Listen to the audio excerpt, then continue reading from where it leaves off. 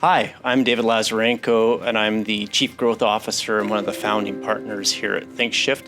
And today I want to talk to you a little bit about the best practices for agri-marketing in the COVID era. With roughly 4 out of every 5 agricultural trade show going to either semi or full virtual, and still up to 65% of farmers saying that they are uncomfortable with on-farm visits, it is very clear that the COVID reality that hit us earlier this year is still alive and well. So what does this mean from an agri-marketing standpoint? Well, thankfully, we now have roughly 2 quarters of business operations in this new reality under our belt.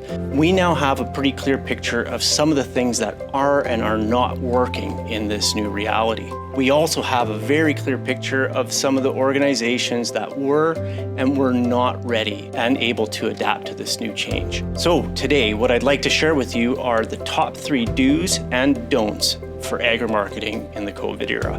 Let's start with the top 3 do's.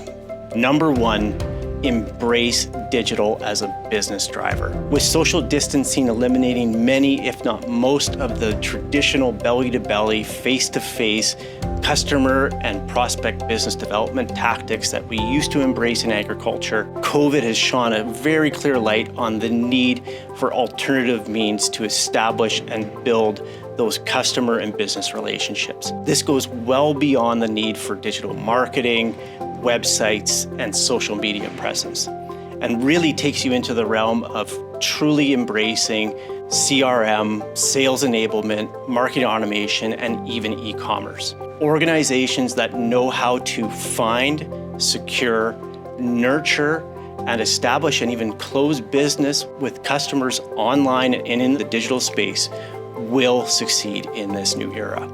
Number 2, create user-oriented digital experiences. When developing our virtual crop tour and virtual trade show solutions, we were surprised at the lack of user experience design and strategy applied to the alternatives that were currently available. This may well be due to the case that some of the solutions available today are being developed by individuals who are first and foremost professionals in agriculture and not in digital. Unfortunately, these digital solutions need to be comparable to non-ag solutions. Digital solutions that are not user-oriented and are overly complex or way too content-heavy are going to lose visitors. You will see higher bounce rates, you will see less time on site, and you will see a decreased ROI on the investment you're making in these very critical and crucial digital experiences. Number 3, enable digital dialogue. In traditional agricultural practices, two-way dialogue and communication is absolutely critical to a strong customer relationship. Unfortunately, what we're seeing with digital solutions coming out this time is a lack of that two-way communication. Many organizations and many solutions are focusing on one-way content delivery. Information being provided by the experience creator to the user. Unfortunately, what this means is that the user has no way of providing feedback or insights back to the person who has created the experience. To enable this digital dialogue, we really recommend that you embrace some of the tools available to us today. So in your digital experiences, this could be as simple as embedding and using some of the live chat functionality or integrating some of the video conferencing functionality that we're all using and getting very familiar with. At the end of the day, it's very important that you have this ability for the user to communicate back to you in your digital experiences so that you can gain the information that they want to share with you. And now for the 3 don'ts. Number 1, don't go for form over function. Now is simply not the time to go for novel and possibly gimmicky user experiences. Our customers and others are being inundated with digital solutions from our industry and many others during this time. As such, the key to standing out and keeping those customers engaged is simplicity.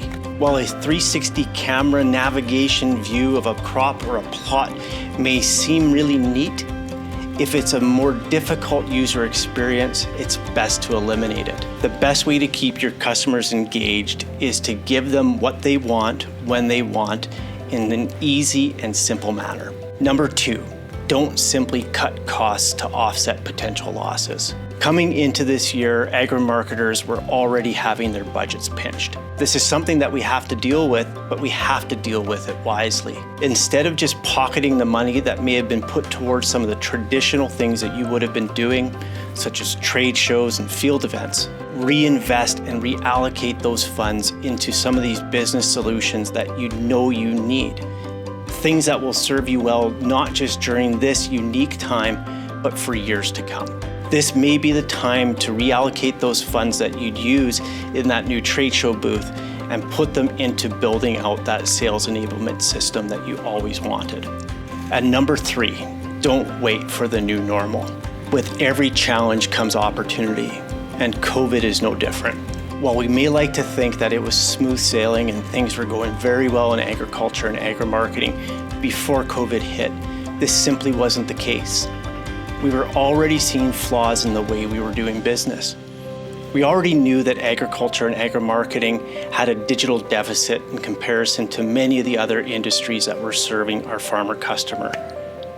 Industries like recreation, industries like banking and commerce.